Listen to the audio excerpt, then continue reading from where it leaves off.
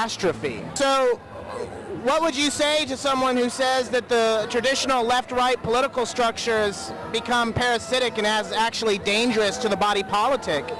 I think there's a lot of truth in that.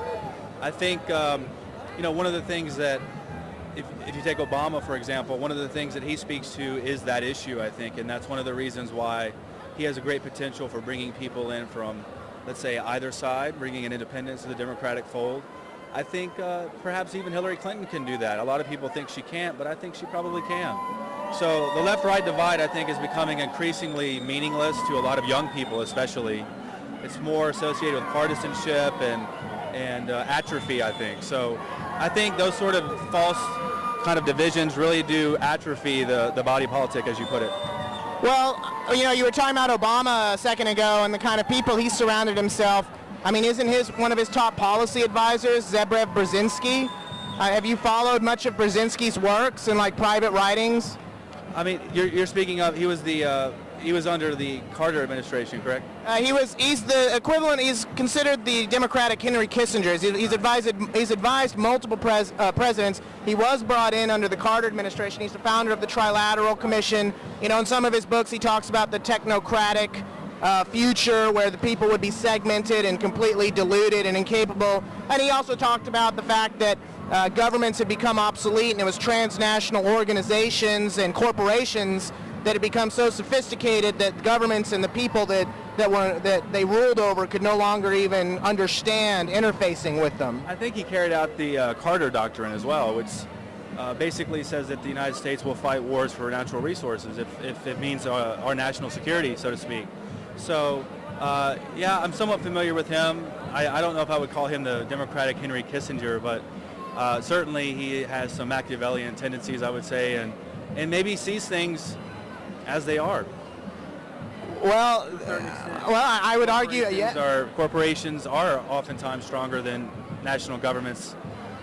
So he maybe is recognizing that for what it is, but unfortunately that might be true to some extent.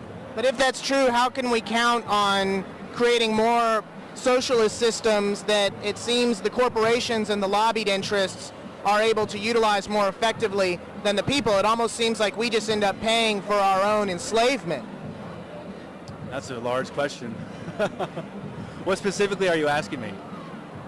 How can we trust the establishment to solve the problems that the establishment creates?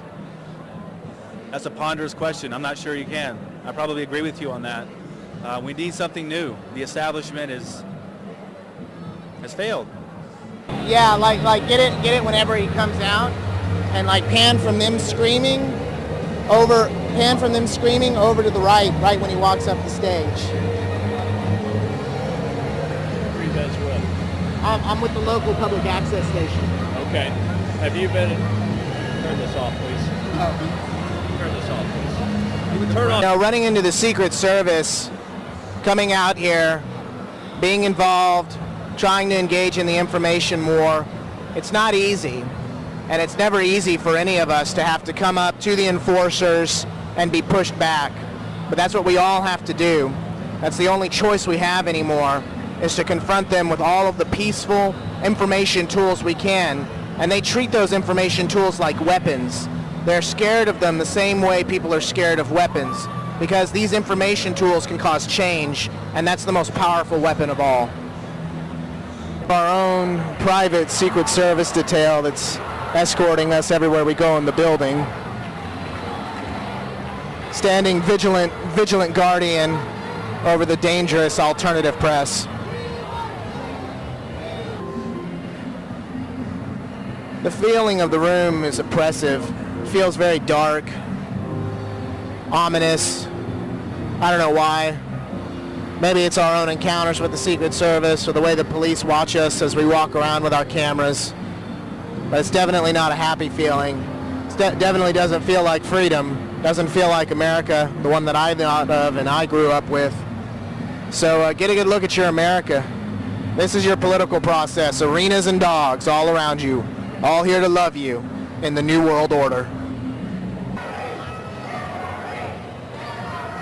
Hillary! Hillary!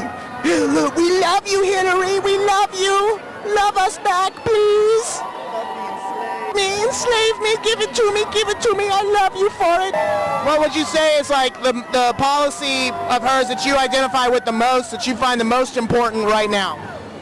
That she's willing to give people the chance to make something of themselves in the United States and give them that chance. Thank you very much. Give them that chance.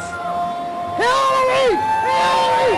Hillary! Hillary! Hillary! Give her a chance! Give her a chance! Give her a chance! Hillary! Hillary! Yeah, baby! Yeah,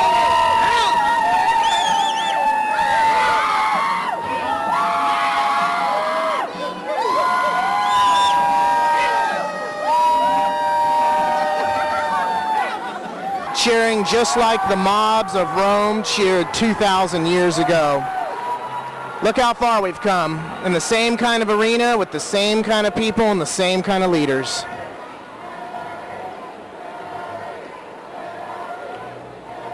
Look at it all, look at it all, take it all in. Look at the walls, look at the building. This building's concept was designed thousands of years ago. The same kind of rulership and government that we've had, the oppression of the masses, the manipulation of the masses has gone on now for thousands and thousands of years. Yet we find ourselves in the new millennium still in the same kind of arena with the same cheering crowds, waving the same banners for their leaders to come and rescue them and solve all their problems and take all their pain away. Never realizing that it's those same leaders, that same establishment who have constantly destroyed them, killed them, murdered their future, denied them their rights, denied them their destiny.